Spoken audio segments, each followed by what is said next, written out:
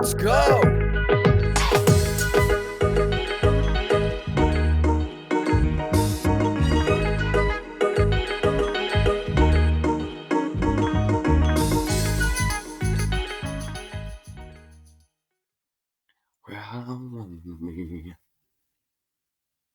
I think we're recording. Yeah, we're recording, man. Oh my God, we're recording. How are you, Ben, man? Yeah, I'm okay, man. I'm okay. I'm looking forward to chatting to these next two gentlemen we have on the show today. It's gonna be a pretty cool and educational show. Who do we have lined up today, Stein? Man, we got Chris and Cameron from MAV100. So they are. Well, we're going to let you tell. They're going to tell us what they are. Fantastic. All right, shall we So, bring them on the show? yeah, man. Let's bring them on the show. Hey, how you Let's guys do doing it. today? Great. Good. How are you? Good, good, What's good. good, fellas? What is good? All right, so I want to get cracking right into it because what I think you guys are doing is it's a very powerful initiative. It's kind of help. You know, what it seems like is you're helping shape the future of finance for a lot of children for the The future, future. I Yeah. suppose. Tell us a little bit about MAV100. What is MAV100, and who are you guys? Well, MAV100 is basically a nonprofit based in Washington State that is seeking to teach kids how to live in a decentralized world. Um, Ultimately, it comes down to when we're driving adoption of blockchain and all the great things that this technology can bring. Well, people need to know about it and they need access to it. And so we're working with local educational service districts, school boards, in figuring out ways to integrate blockchain into the school system and teach kids how to get involved and bring them the tools to become involved. That's very cool. Yeah. Like, are you trying to implement the chain itself or just the educational aspect? Both. First, we're starting out with an end use case. A lot of times when you try to solve a maze, you start at the end and kind of work your way back. And so what I found is you find a use case that everybody can identify with. And the use case that we figured was World Mobile. I don't know if you guys are familiar with the project, but essentially they're trying to connect the unconnected, and creating community telecommunications networks is at the heart of the entire project. And so here in the United States, they're going to be rolling out fairly soon. This year, they're already licensed with FCC.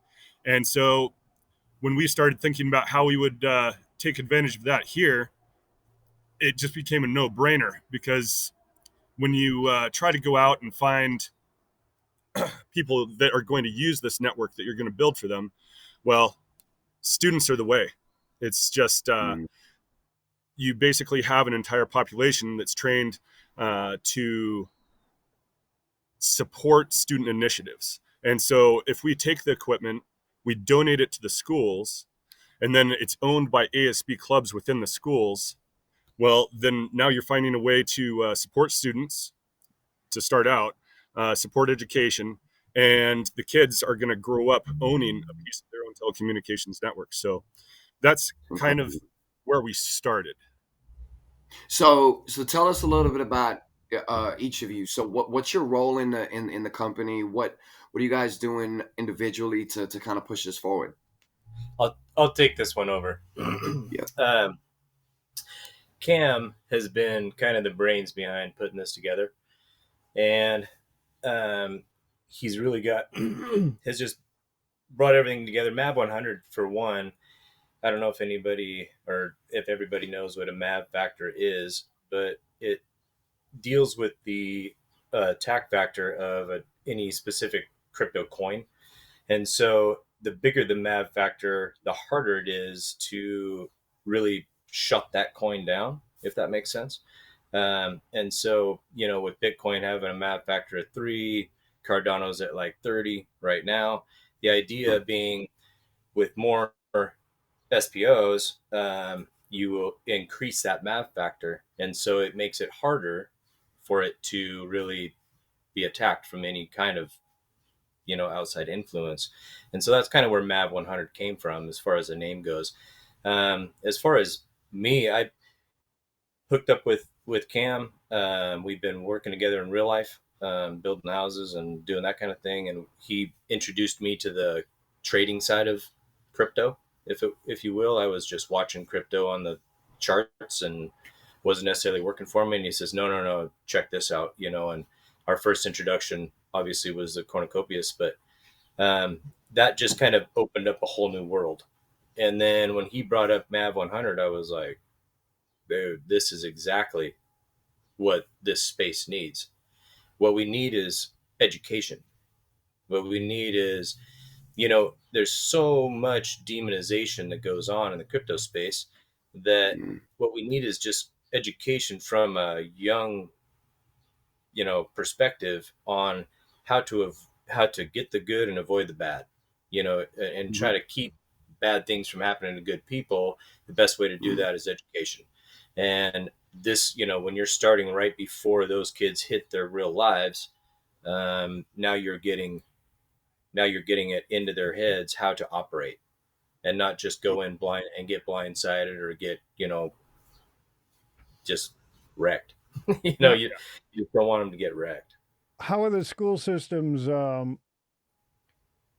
they inviting? Do they put up a lot of resistance? Yeah, I was going to ask you, do they get a lot of resistance? Do you guys experience a lot of resistance with this? Yes. So yes and no. So it's all on how you attack it. So when I first started talking about this with not necessarily administrators or teachers, but just people involved with the school, there's a lot of resistance. People have, especially in the United States, have a very negative view of specific buzzwords that have to do with blockchain, Web3, cryptocurrency, anything like that. And people immediately take a step back and they get a little bit worried. I talked to some kids the other day about joining a Telenet club, basically an ASB club set up to get involved with all this.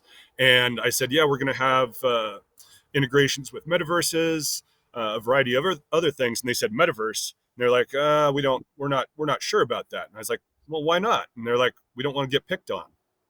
And then I was talking to another student about how we're going to set up, basically use NFTs for digital identity. And so ASB cards could switch over to an NFT. And student was like, is this a scam? And I was like, wait a minute.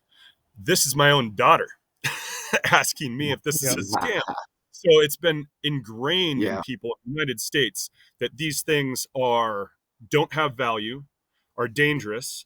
And so in order to attack it in a different way, we started with an end use case that everybody can identify with: telecommunications. They need phones. They need high-speed internet. And so with World Mobile, we can say, all right, we have this network that you guys can be a part of. You can own the cell towers that run this network. You guys, every time somebody drives by and TikToks or YouTubes or calls their uncle, that money can be going to you instead of to AT&T or Verizon or whatever telecom is out there. And then to have this network, there has to be somebody that processes the transactions, one, and another network that secures it. And so the Cardano network is the security layer. Everything goes there. And so if you run validator nodes on this network, then you can actually help secure it and earn block minting rewards that can be used to pay for your own internet. You can buy more of these nodes with that. And so that's how we integrated it in with the schools. Is right now we can set them up with stake pools. Because when you think about it, how are kids going to get ADA? How are they going to interact with the blockchain? You have to have ADA. And so they're not going to go out and get a Binance account or a Coinbase account or anything like that. So how else are they going to get it? You can't have some big company like IOHK go in and say, we're going to donate, cryptocurrency to these schools. The schools would be like, hell no. You guys are just a big shill. So if the kids are actually securing the network themselves with their own equipment, it bypasses everything. Choke Point 2.0, the SEC, all that. The kids are organically building up this asset over time. And then when the time comes and the network is live, they'll immediately be able to step in, and they're active users instantly for that network. So it eliminates a lot of friction, and there are a lot of positives that can come along with that. So will you have, this is me not understanding it completely, but will you have teachers that will come in, or is it part of the curriculum? Are you trying to get it integrated into the curriculum?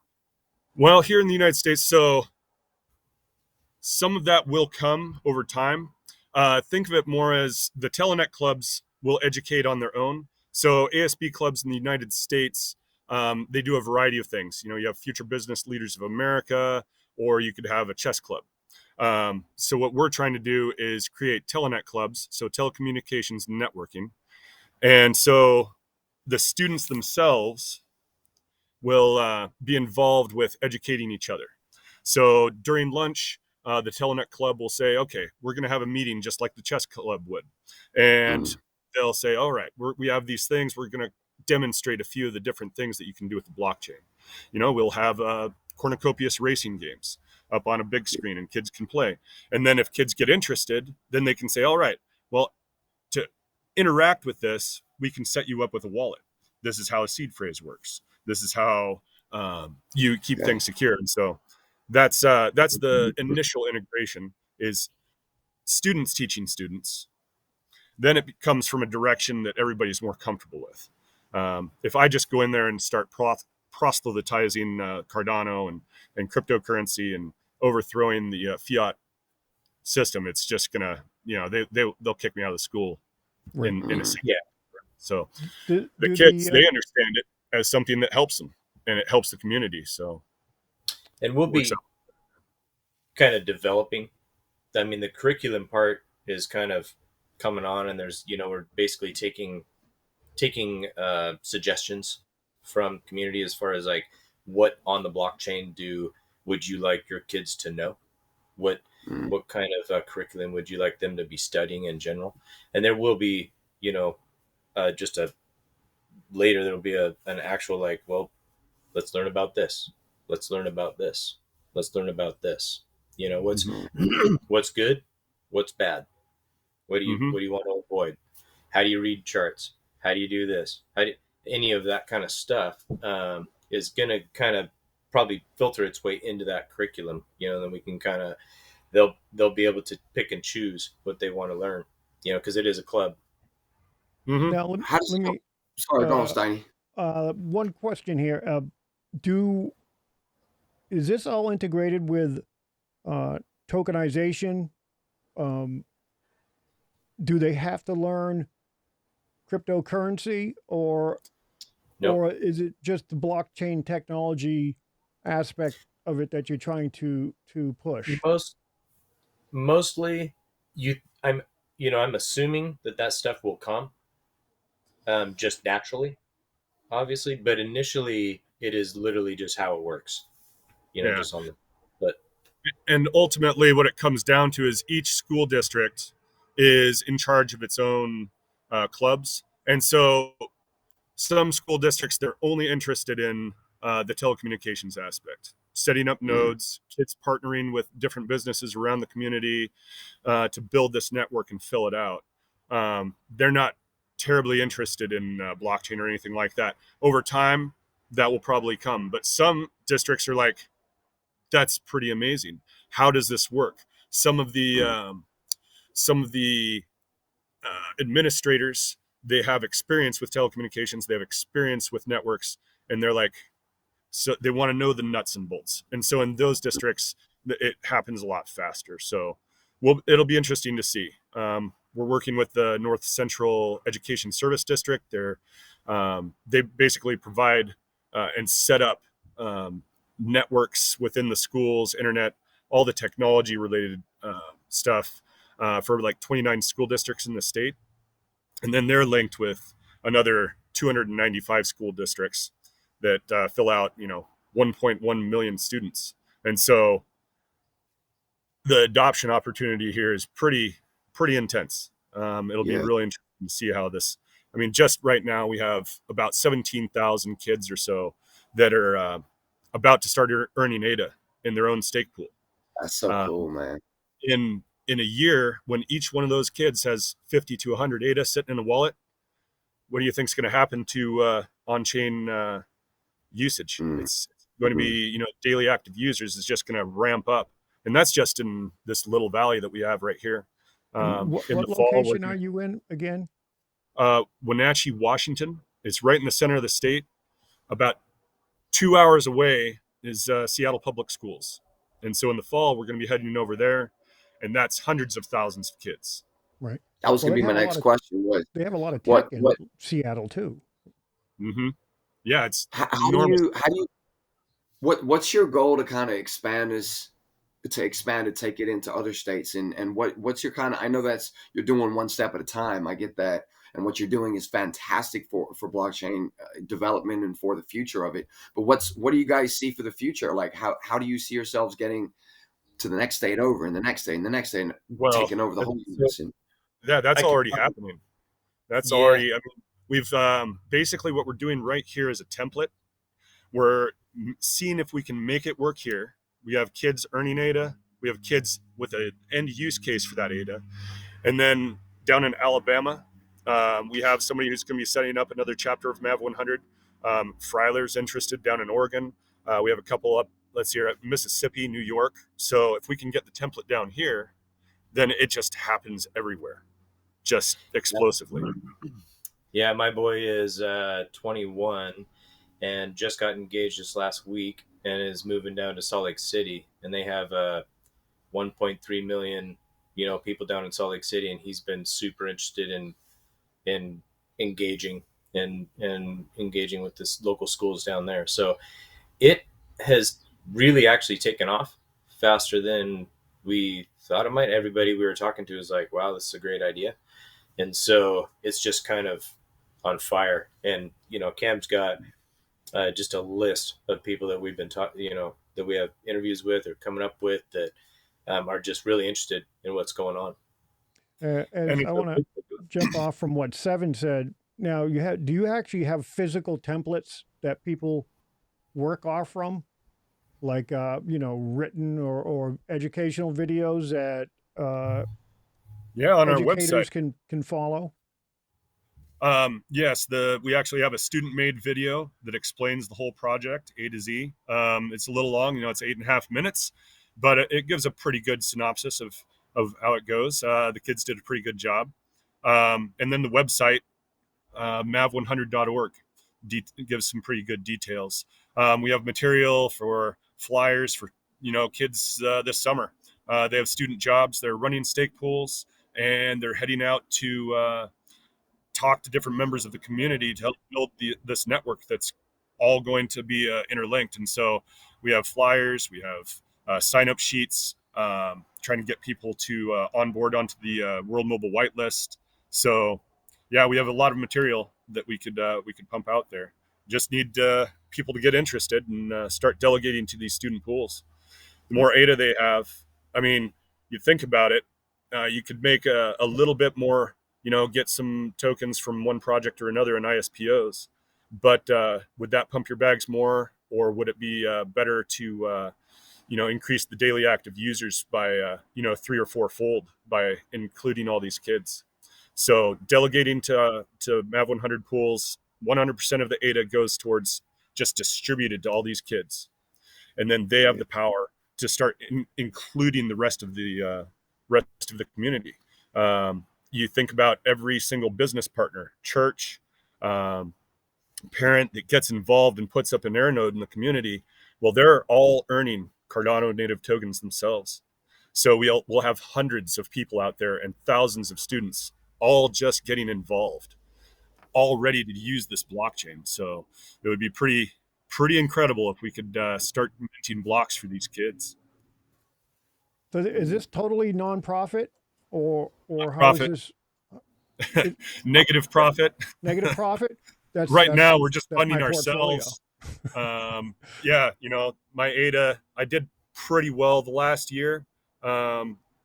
I know that sounds weird with the way the market went, but I'm basically taking the proceeds from that, and instead of giving 40% to the IRS in short-term trading taxes, and I'm just buying equipment for the kids and buying air nodes, and hopefully someday it would be great if anybody who starts up a chapter of MAV100 could that could be their job, just going around to different schools. It would be much more efficient, but we'll see. We'll see how the community reacts. Can you explain a node? Yeah, I was going to ask you, what is a node and what's an air node? Yeah, what's an air node? All right, so World Mobile has a variety of different tools to spread the signal, and so it starts with air nodes, and it's basically a giant, very powerful telecommunications router. So it's similar to Wi-Fi, and it has all those capabilities. But as well as that, it also has the ability to. It's a different protocol when you're using telecommunications, like with your cell phone. Your phone is usually connected to, 5 or 6 different devices, sources of signal at any given time. And so this air node is a lot more powerful. The smallest ones have a range of about 100 meters, and then they go all the way up to a couple miles. And then the really slick piece of technology that they have is called an aerostat. Imagine a blimp about the size of 2 minivans stuck together that goes up at least 1,000 feet in the air, and then provides a signal that's probably about, I want to say the coverage area is about 10 to 20 times as large as any of the cell towers you see up on the hills. And so you can basically, the small air nodes, you can buy them, you can attach them to your house, you can attach them to your business, you can attach them to a church, and they all interconnect, creating a mesh network throughout the community. And so instead of AT&T and Verizon, we ran the numbers here in this valley, they pull about $3 to $5 million a month, and that just gets sucked out, and they're buying extra yachts and caviar for executives and whatever. How about this community has this network? They can offer this service. It's going to be less than half of your normal cell phone service. Over in Africa, they pay, I think in Zanzibar, with the network they're running right now, $1.37 per month for talk text, and then they buy data on top of that. So that's a steep discount. And so over here, everybody could be paying less for their cell phone bill, and select members of the community could all be making that money. And we intend to make that a big part of that the schools. If they own half the network, half of that money is going and supporting students, supporting schools, just building up our communities. It's pretty amazing to think that ASB clubs could be making $50,000 to $100,000 a month. That's more than they've made in a couple of decades. So when you think about when you have the students running around selling chocolate bars or magazine subscriptions or whatever it is to people just to raise money, or you have them walk up and say, "Hey, I could half your cell phone bill," and they go, "What? What are you talking about?" I'd love to support. That's another thing is, here in the United States, kids are, we've been training kids. They go out and they try to raise money for the schools. Yeah, selling those stale chocolate bars. And we have an entire population that's trained to say yes in the United States. They're like, oh, it's for the kids. All right. Yes. I'll buy the thing that I'm just going to throw away. And so we give them this opportunity, and people are like, what? I get something useful? Wait, what? This is amazing. So it just gives us, the template is already there for our communities to just start blossoming with this extra revenue that's just being sucked out left and right. Cell phones are great. They increase productivity. It's fantastic. And I don't, have any problem with anybody having them, but why don't we pay ourselves? Yep. We could run our own telecommunications. So what's the incentive for? So unless you've already said this and I just didn't understand it, but what is the incentive for you to set up an air node or a node of any kind and with at your house or your church, or what's the incentive for you? What do you kind of get out of that? Okay, so when you set up an AirNode at your house, essentially anytime anybody walks by and is calling Uncle Ron or is TikToking or YouTubing or Instagramming, that data Okay. goes through your node. All right. Okay. And then, Yeah. so you're getting 50 to 70% of the proceeds of that. Oh, And wow. the data that goes Okay. through there. And so anybody, your neighbors, you go and you get them set up, and everybody starts using your high-speed internet. They start Oh, using wow. your telecommunications connection. And I so get it that's now. how all the money starts funneling in. And so what we're planning to do is we're going to have these set up at schools, because there are a lot of kids and there are a lot of schools. And then we're going to have Mhm. the kids go out and they're going to partner with members of the community. They'll say, okay, MAV100 is going to buy half of this thing, and then they're going to donate it to us. And then you guys pay for the other half. And so then we take it and we split the proceeds. We Mm. get 50 and you get 50. And so the Yeah. entire community starts, all that money just starts filtering in and empowering everybody. Thank you for And explaining that. I needed to hear it twice, I guess, for me to kind of understand it. oh, Is it I'm one expensive? honest. Will it be expensive to set up a node? Well, the small ones cost around $1,000 is what we've heard so far from Mr. Telecoms over at World Mobile. Mickey Watkins. He basically said for a small one, yeah, it's about $1,000. If you want one that's a little bit that has a much bigger signal, it can go from 10,000 all the way up to 40,000. And you see these things around all over the place. Verizon and AT&T have them set up. They look like, sometimes they make them look like giant trees just sitting in the middle of a city, things like that. And they're actually just big cell towers with Wow. 5G panels all over them. So um, yeah, we're looking to raise money. So we pay Makes 500 sense, man. bucks, It all makes sense. It's great, and then actually, how it makes sense. Yeah. how Yeah, we, everything's interconnected. And now, then go ahead. no, okay. I was just, I didn't mean to cut you off. I thought you were, This is incredible, man. Wow. in the beginning, you were mentioning, like when you say metaverse and all that stuff, people are really against those. Have you thought of doing what Apple does and change the wording? Your buzz, like Apple does not use metaverse or virtual reality. They use Yeah. immersive Yes, reality or yes. something like that. Instead of Mm-hmm. using stuff like It's like how play to earn. It's like how the term play to earn is now being dead in the water. No one uses right, that anymore. 'Cause, Yep. yeah. So I'm just Exactly. wondering if you guys have thought of your own buzzwords to use to maybe Mm-hmm. change the landscape for future educators, that they don't have to use things like nodes. They can use things like cellular repeaters or something that Yeah. sounds a little bit Mm-hmm. Or less. Less, telling less. them, Yeah, Yeah. We have two different websites actually. One for the students and schools and parents and communities, and one for the Web3 community.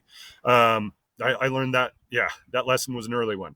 And so, we don't talk about, Cardano isn't a blockchain.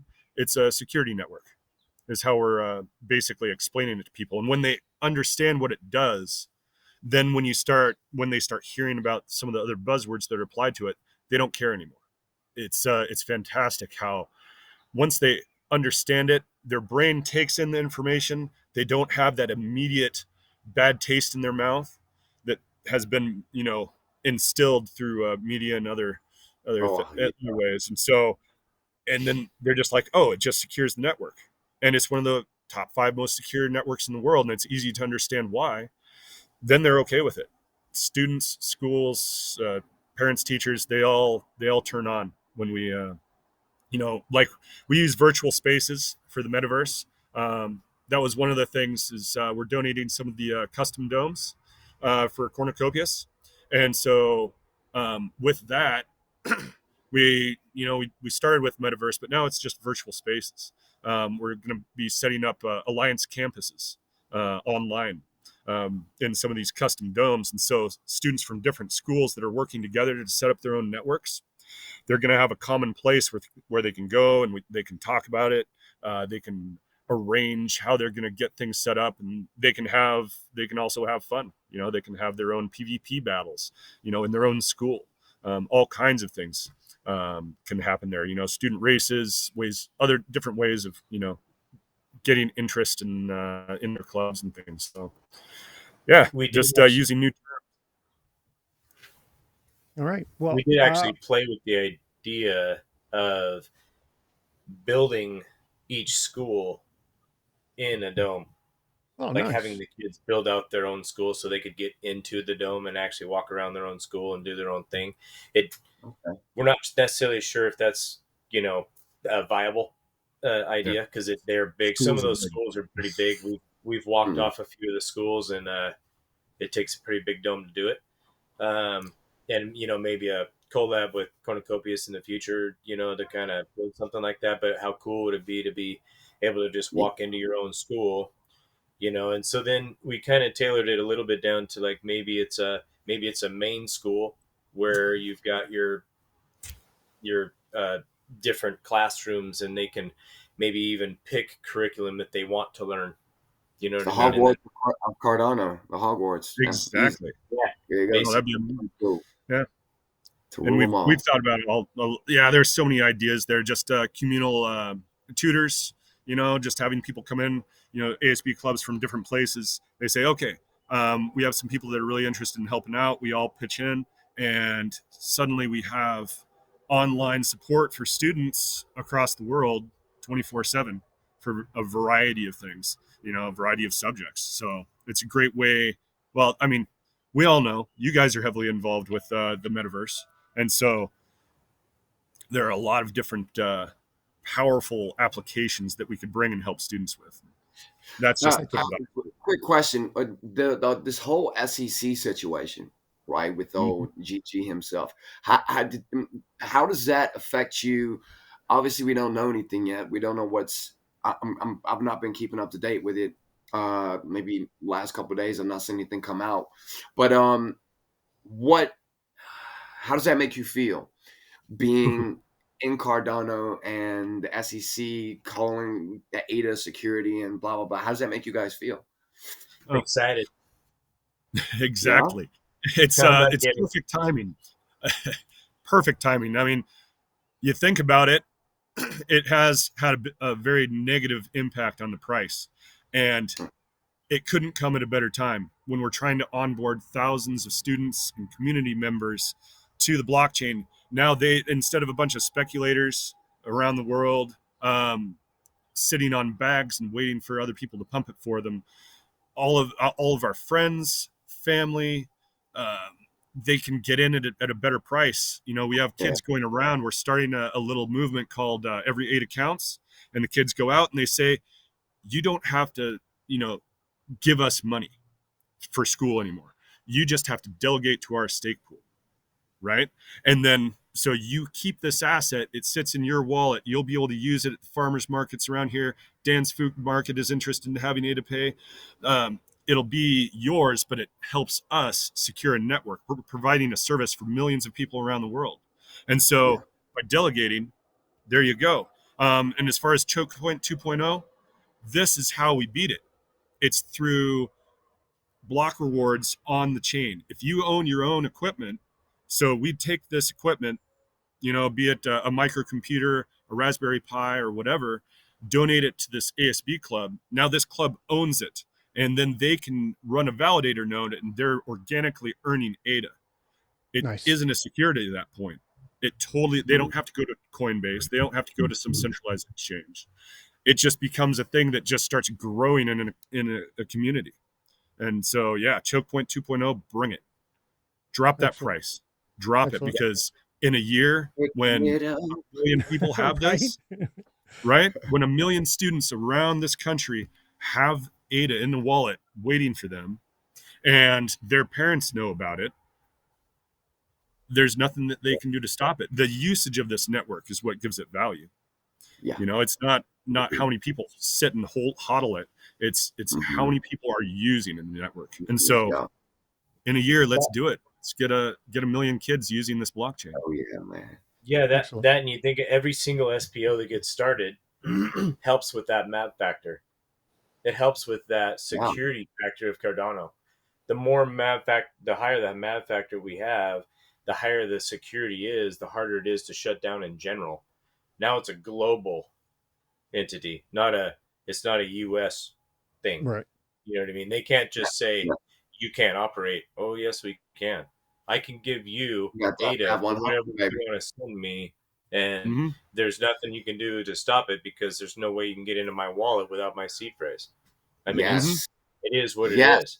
Great. Yes, especially with CBDCs and all these things trying to creep their way in. Yep. Yeah, I don't know how much time we have left, Steiny, but I could talk to these dudes forever. I know, man, but I'm sure they have stuff to do, and we have another interview right after this one, so we're gonna have to cut it short today, guys.